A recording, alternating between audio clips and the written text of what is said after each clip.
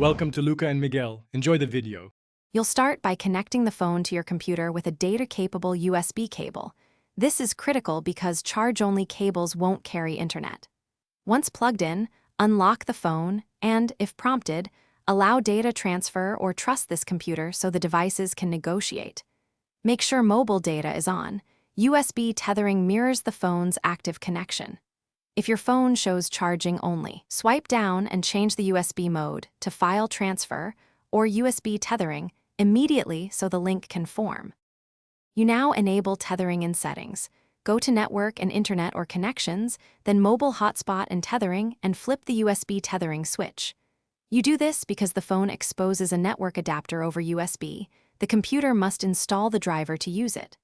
Once toggled, watch the phone for a tethering status. On Windows or Mac OS, the new network adapter should appear.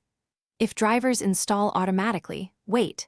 If not, open your computer's network settings and select the new USB network connection to route traffic. Finish by confirming internet access on your computer. Load a web page to verify. If it fails, first toggle USB tethering off and on, then reconnect the cable. These quick resets often reinitialize the link.